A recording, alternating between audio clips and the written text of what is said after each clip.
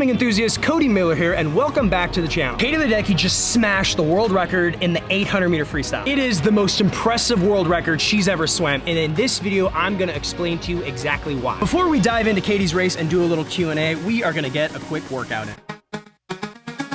Today's main set is 20 100s, averaging under 1 minute pace, and then finishing with a 4x50 medley relay maximum effort.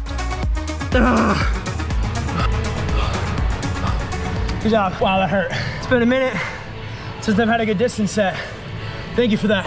I needed that. We were so inspired by Cody Ledecky's distance world record that Blake was like, we're gonna go 20 100s this morning. Time to break another world record. Yeah. I'll be honest, when I showed up for practice this morning, I wasn't really very motivated. I've been traveling a lot. I've been in 2 weddings in the last 3 weeks. I've been in every corner of the country, like everywhere. And so I was kind of dragging, but Blake P over there infused me with his positivity. And I'll tell you what, your attitude is a choice. When you show up for practice, when coach gives you a hard set that maybe you're not so stoked about doing, how you respond and how you react to that is a choice. You can choose to go down the negative road, or you can choose to say, hey, we're gonna make this the best we can. And that's what Blake P did for me this morning. And he motivated me. And that's right. And we pushed through that set real well. I'm glad we did it. You're either one of 2 things. You're a product of your environment, or your environment is a product of you. And most of the time, I try to make the environment that I'm in a product of my positive energy. That's what Blake P did for me today. Young athletes out there, choose to be positive, choose to take the high road. It's easy to be negative. It's easy to be not in the best mood, when maybe you're a little tired, you didn't sleep so you didn't feel so good. But the most successful athletes in the world, the athletes you see on the TV every 4 years, like the Cody Ledeckys, they choose to show up on a regular basis, and more importantly, they choose to have a positive attitude. And it's not easy. Oftentimes it's really hard, but that's what separates the decent swimmers from the great ones, is their attitude. That's why Blake P has been on 3 Olympic teams, because he's capable of doing that. What he did for me this morning, just being the right kind of teammate, the teammate you want to be around, the teammate that makes you better. Be that person. Strive to be that person. Blake, what'd you go on your last 100? 50 point. 50 point? 50. I love that Blake is forcing us to do this right now. Blake is like, we're gonna swim a distance set and go fast, and then we're gonna do a sprint at the end. Olympic coach Corey, former NCAA champion backstroker, is about to rip this up, dude. That's a break Matt Grieber's masters record. Here I come, 20 point, baby. 99, the first one. After 3K. After 3K aerobic, dude. After the Cody Ledecky set. You're good, dude. Are we ready? When's the last time you did a backstroke start, Corey? About a decade. Nice. 10 years? You're going right. 10 years, he's good. Yeah, I'm going next. Once he goes, I'll put my camera down and get ready. Are you ready, Corey? This will ever be. All right. Take your mark. Hup. Let's go. Oh, God. This is going to be a 26 at best. Oh, my God. 26 at best. Oh, no. Oh, he no. is hurting. Oh, no. He is hurting bad. Maybe we don't post this. Yeah. Go! Save it till we get a better one to follow. Oh, my God. Did you cramp on the dive or something? Stop. Don't make me laugh. Stop. Stop.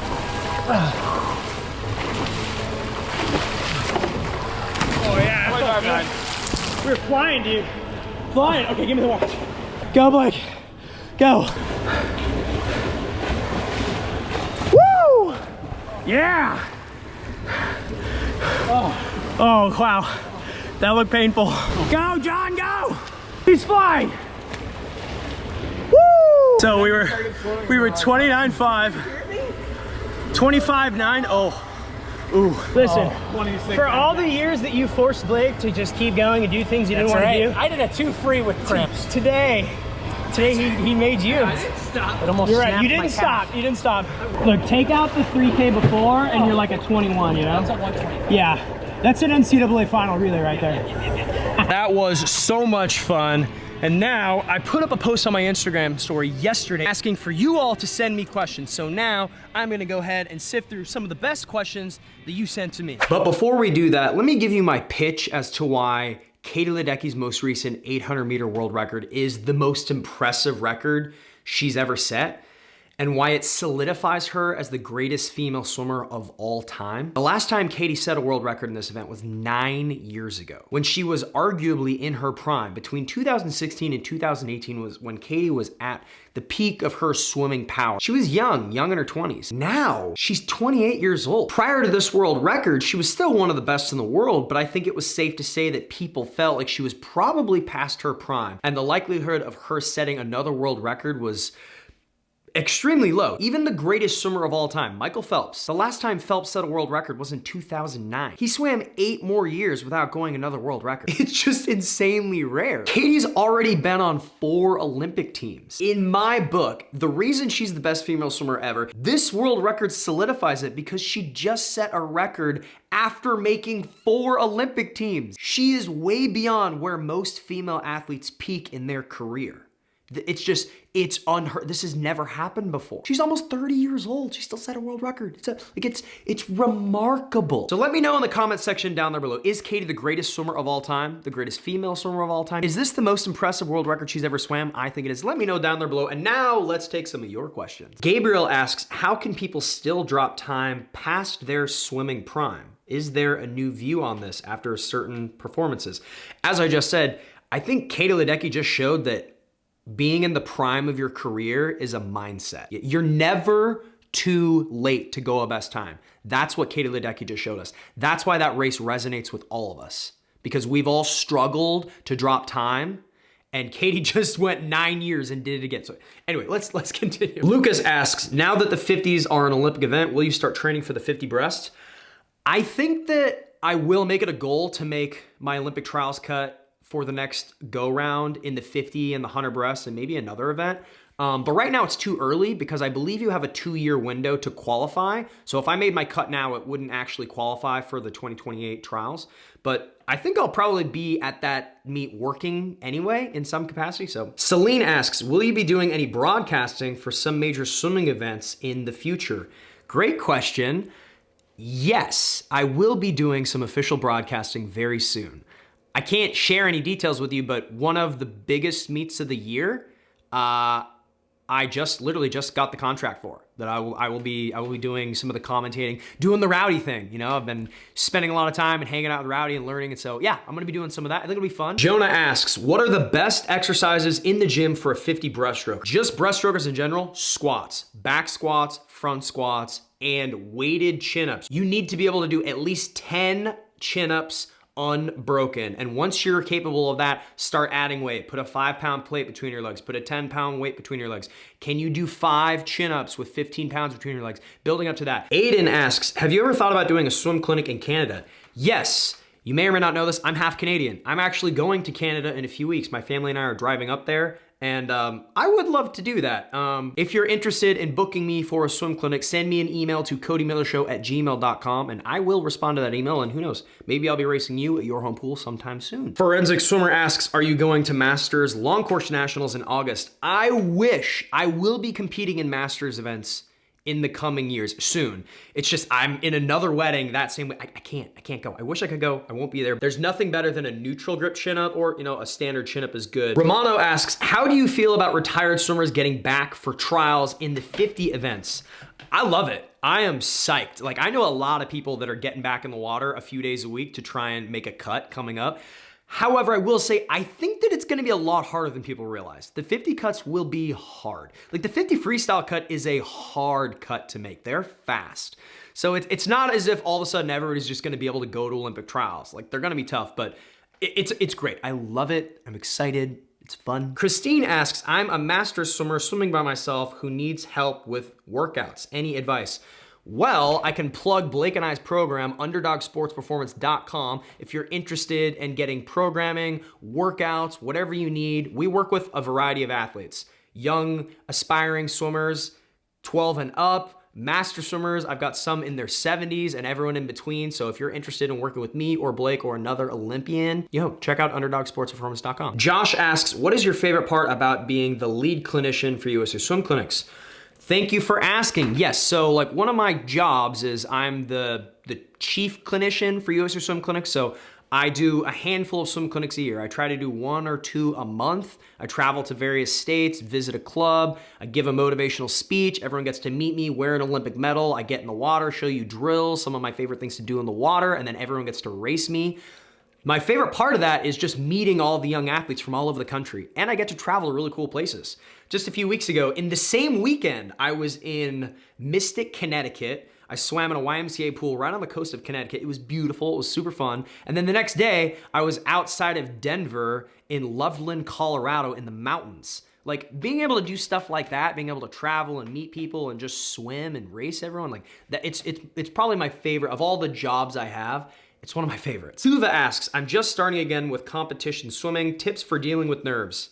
Tips for dealing with nerves, embrace them. They're never gonna go away. They shouldn't go away. You need to be nervous. Nerves mean that what you're about to do matters. Nerves are good. Those butterflies you get in your stomach before a big race on race day, everyone gets those. The greatest swimmers in the world gets those. It's how you handle the nerves. You can embrace them and use that fear to your advantage. Use it as energy because it is a part of the process, or let it cripple you. But you just have to learn to embrace it. You have to find a way to be comfortable being uncomfortable. Caleb asks, how different were your training sessions when you were training for the 50 free compared to all your other events? Dude, so different. When I was training for the 200 breaststroke, just a couple of years ago, I was swimming 20 hours a week. I was doing 9 swim practices a practice. I was doing 50,000 yards a week. So like 5,000 to 6,000 a practice. Last year, when I was training to go sub 20, I was at the gym lifting weights every day. I was swimming 4 times a week and I would never go over 1,500 yards. So my weekly total of yards swam was less than what I would swim in a single practice when I was training for a 200-meter race. That's how much less it was. It was just and that's why I put on all that muscle, all that weight, which I've lost a little bit now, but it was fun. Carter asks, when will another IU camp happen? I had a blast at the breaststroke clinic. Okay.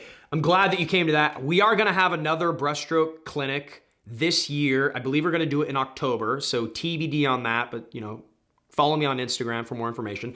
The IU swim camp, which I have worked the last 10 years, I believe I'm working at least one week this year. It's coming up like next month. So like search Indiana Swim Camp, find the website, you can sign up if you're in the area or you want to travel to it because you'll meet a bunch of Olympians, you'll have fun. Swim camps, not just here in Indiana, like all over at universities, they're fun. They're really fun and they're good. Good experience. Tyson Field Hockey asks, will the women's 100 fly ever go under 53 seconds? Under 53? I don't think so. I mean, Gretchen Walsh's world record is amazing. 54.6. How cool was that, right? That was an amazing swim. She obliterated the record, but that's another 1.6 seconds. I don't think so.